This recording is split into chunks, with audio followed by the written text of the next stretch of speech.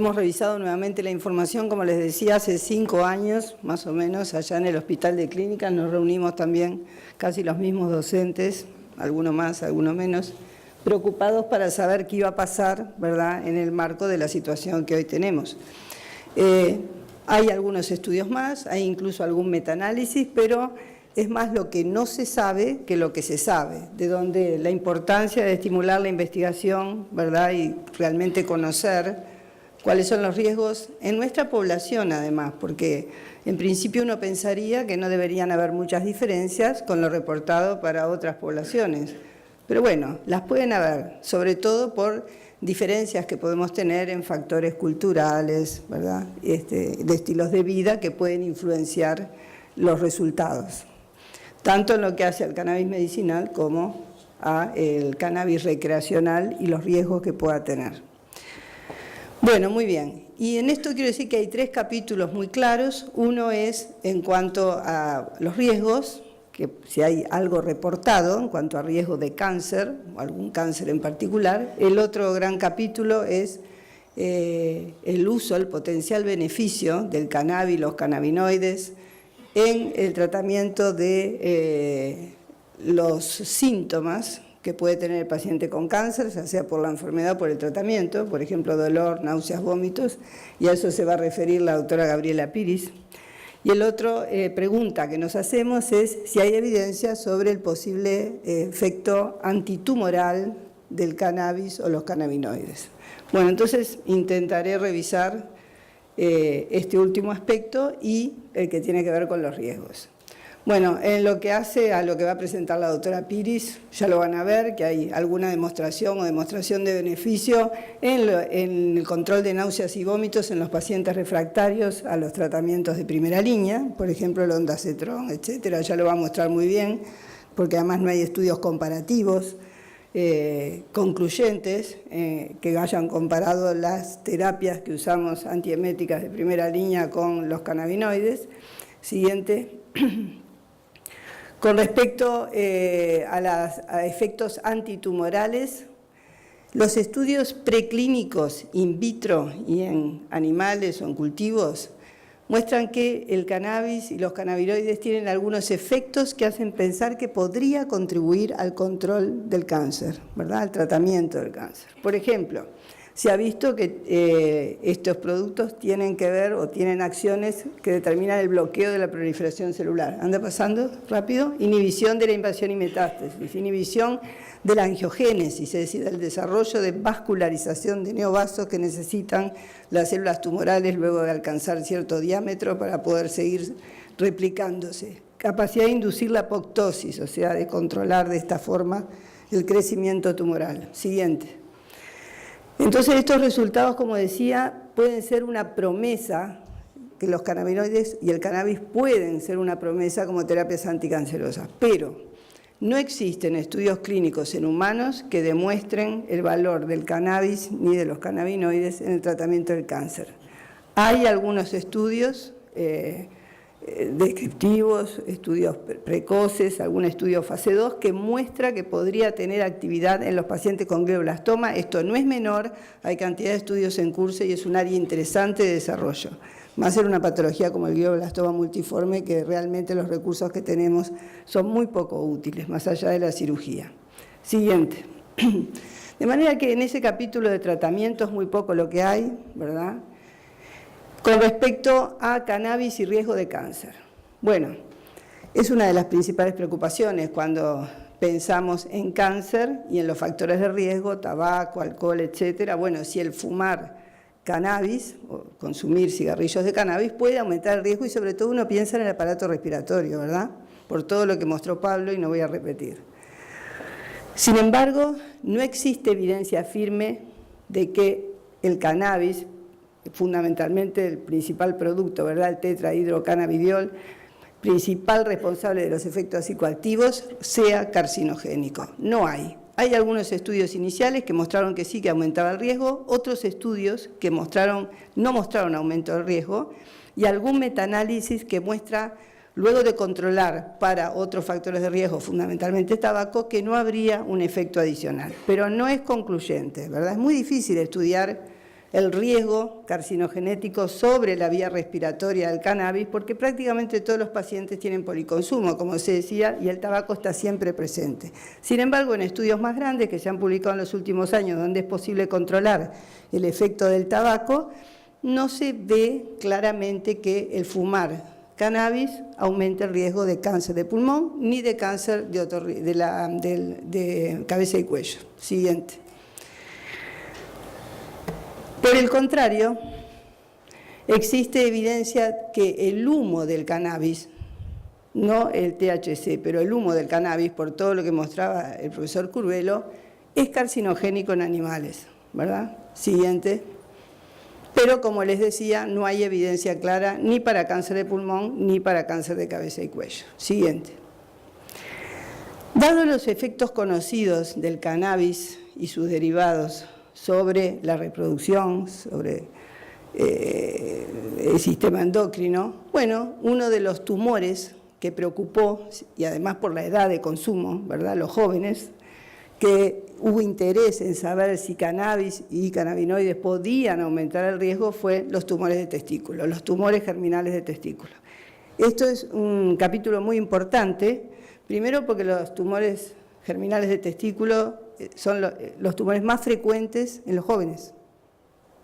La edad mediana de presentación es de los 15 a los 40 años. Y más aún, más jóvenes todavía, los pacientes portadores de tumores de células germinales no seminomatosos, que son la mayoría y que además se presentan en individuos aún más jóvenes, con una edad mediana de presentación 7 a 10 años antes que para los tumores seminomatosos. Y los estudios reportados, que hay 3 estudios bastante bien diseñados de casos y controles, que no los voy a mostrar todos, los saqué porque se hacía muy largo, los 3 muestran que aumenta el riesgo. Cada uno de esos estudios, que ahora les voy a mostrar las características, el más grande tiene algunos cientos de pacientes, no es lo suficientemente grande como para poder saber a ciencia cierta el efecto que tiene el grado de consumo, la frecuencia de consumo, por lo cual también disponemos de un metaanálisis que se publicó en el año 2015, muy bien diseñado y que confirma que cuando el consumo es semanal o más, o un consumo que se ha prolongado a lo largo de 10 o más años, hay un incremento del riesgo global y en particular ese incremento es estadísticamente significativo para los tumores no seminomatosos, donde el riesgo llega a ser 2 veces y media superior para un promedio de consumo semanal o más, 10 años o más, que en la población que no consume cannabis. Les voy a mostrar los datos. Ese es el dato del consumo semanal, ¿verdad?, para los tumores no seminomatosos, con un odds ratio de 2.59, o sea que aumenta 2 veces, algo más de 2 veces y media. El intervalo de confianza sustituye a la P, cuando no toca el 1 quiere decir que ese incremento es estadísticamente significativo, ¿verdad? Con respecto a otros cánceres, hay realmente un trabajos de casos y controles, trabajos descriptivos, reportes de casos, no se puede sacar ninguna conclusión. De manera que por ahora lo que tenemos son esos 3 capítulos, cáncer de pulmón, cabeza y cuello, donde no hay una demostración concluyente de aumento de riesgo, pero se sigue estudiando, sobre todo en cabeza y cuello, puede depender de varios factores, el papel del HPV, etcétera, de manera que se requiere más investigación, no es un capítulo cerrado, pero no hay evidencia concluyente de riesgo todavía, o no la va a haber. Sí la hay para el cáncer de testículo, fundamentalmente para el de células, cáncer de testículo no seminomatoso, y en otros cánceres tenemos muy pocos trabajos, o sea que, como ya decían quienes me precedieron, investigar y saber es fundamental, porque estamos hablando de riesgo de una enfermedad que en el caso del cáncer de testículo es la más frecuente en los hombres jóvenes y en general es la segunda causa de muerte en nuestro país y viene en aumento. Ya en varios países el cáncer es la primera causa de muerte como consecuencia de envejecimiento de la población, etcétera. Siguiente. Solamente para para mostrarles los datos sobre cáncer de testículo, que es lo positivo y lo que nos preocupa desde hace 5 años cuando hicimos la revisión. Por lo que les decía, siguiente. Esos son los 3 estudios que no pienso mostrarles porque no tenemos ni tamaño de pantalla, pero para que ustedes vean las características, esto va a estar disponible para todos los que lo quieran ver. Tenemos los artículos completos y desde ya ponemos todo a disposición a partir de este mismo momento. Y bueno, ven que los riesgos relativos u odds ratio, según el diseño del estudio prospectivo, retrospectivo y el intervalo de confianza, muestran un incremento en todos los casos. Siguiente. Les quería mostrar el estudio más grande, que es este estudio que yo les decía con una cantidad de casos importante, 369 hombres jóvenes, que muestran más de una duplicación o más del riesgo. Siguiente. Esas son las características del trabajo y los odds ratio, lo voy a pasar porque el concepto ya está dado y la información va a estar disponible. Y este es el metaanálisis que se acaba de publicar en el año 2015 y que muestra que el uso de cannabis se asocia a un aumento del riesgo de desarrollar cáncer de testículo no seminomatoso. Claro, el seminoma es un grupo mucho menor, el N era mucho más pequeño y eso puede explicar los resultados, pero no solo, ¿verdad? Hay que investigar más. Siguiente. Bueno, ahí se ven los odds ratio y los intervalos de confianza en cada situación. ¿Alguna vez usó? ¿No se encontró aumento del riesgo? ¿Usa actualmente? Sí hay un aumento del riesgo con unos ratios de 2.5, ¿verdad? Lo usa semanal, lo usa hace más de 10 años. En todas esas situaciones se demostró una duplicación o más del riesgo de cáncer germinal de testículo no seminomatoso. Siguiente. Y ese es el ENSUMA, ¿verdad? Como les decía, con el odds ratio para el consumo al menos semanal. Como decía Pablo, el consumo pesado no está estudiado, ¿verdad? Al menos semanal, 2.6 veces más riesgo de desarrollar un cáncer de testículo. Estamos hablando de jovencitos. Nuestros pacientes tienen 19, 20, 21 años, algunos tienen un poco más. Nos preocupa. Consumo por al menos 10 años también. Esto es una realidad en la práctica asistencial y nosotros estamos incluyendo este dato para registrarlo en la Historia Clínica Electrónica Nacional Oncológica, que es el proyecto que se viene desarrollando desde que lo propuso el presidente de la República, entre las 2 presidencias, y se trabajó y se cumplió con este proyecto que se desarrolla y que justamente nos va a permitir, además de todas las ventajas que tiene para los pacientes, disponer de información de este tipo epidemiológica a nivel nacional. Y lo primero es saber dónde estamos parados, ¿verdad? ¿Qué nos está pasando? Y en paralelo, estimular, promover y participar de estudios clínicos que nos permitan saber no solo los riesgos, sino también cuáles pueden ser los beneficios de los productos del cannabis, apropiadamente producidos, regulados, etcétera, que puedan beneficiar, o sea, sobre la salud de los pacientes oncológicos y obviamente sobre el resto de los pacientes que puedan requerir de este tipo de tratamientos. Pero es clave investigar, no tenemos información concluyente al respecto.